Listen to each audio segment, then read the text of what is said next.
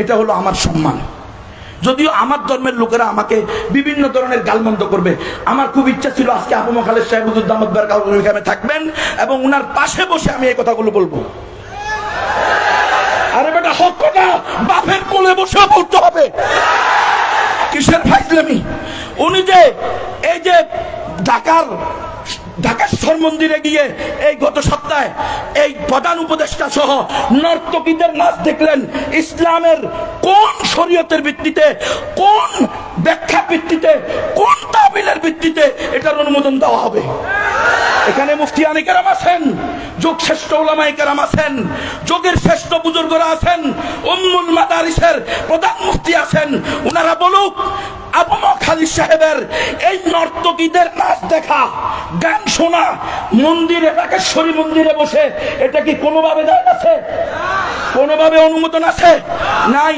এটা আমাদের 14 কোটি মুসলমানের ধর্মীয় অনুভূতিতে আঘাত করেছেন প্রধান উপদেষ্টা সহ আবু খালেদ সাহেবকে অবশ্যই রব্বুল আলামিনের কাছে তওবা করার সাথে সাথে 14 কোটি মুসলমানের কাছে ক্ষমা চাইতে হবে। এটা সারা দেশের মুসলমানের দাবি হবে। হেফাজতুল ইসলামের মঞ্চ থেকে আমি বলে দিচ্ছি, অমুসলিমদেরকে দাওয়াত দেওয়া আমাদের দায়িত্ব।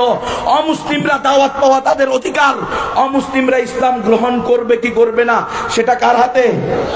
আমরা কাউকে বাধ্য করব না। বাংলাদেশের সংবিধানের 41 নম্বর ধারার 1 নম্বর অনুচ্ছেদের ক, যে কোনো নাগরিক তার ধর্ম পালন এবং প্রচারের অধিকার রাখে। আছে না নাই? আছে। তাহলে কেন কুড়িগ্রামের নাগেশ্বরী থানার হাফেজ ফেরদাউস হাসানকে গত 10-15 দিন ধরে যার পর নাই হেনস্থা করা হচ্ছে? সে দাওয়াত দেয় নাই, কারো মাধ্যমে 2 বোন মুসলমান হয়েছে।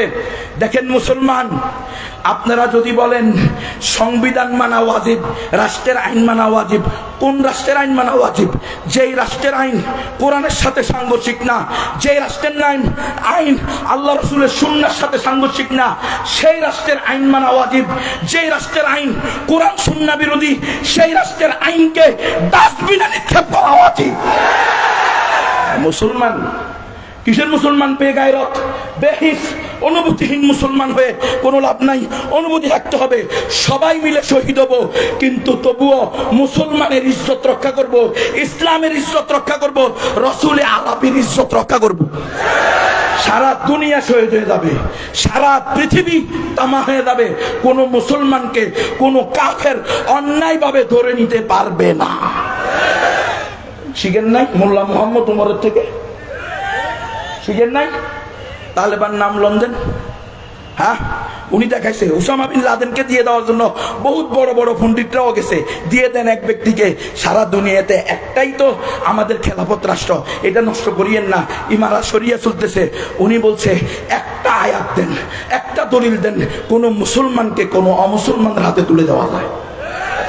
শুধু একটাই মারা, যদি সারা দুনিয়ার সমস্ত মুসলিম ভূখণ্ড তামা হয়ে যায়, তবু আমি Mullah Muhammad Omar, Osama bin Laden তো দূরের কথা, এই দেশের কোন কুত্তাকেও আমেরিকার হাতে তুলে দিব না। এরা আকাবির না, যারা মন্দিরে গিয়া বলে আলহামদুলিল্লাহ, আমি শুকরিয়া জ্ঞাপন করতেছি আপনাদের বুঝে আসতে পেরে। এরা আকাবির কেন? এরা আকাবির। হ্যাঁ, আমাদের 1200 বছরের ইতিহাস, রসুল আরবি থেকে নিয়ে 1200 বছর পর্যন্ত খেলাফে আলামিন হাদির নবুয়ত ছিল।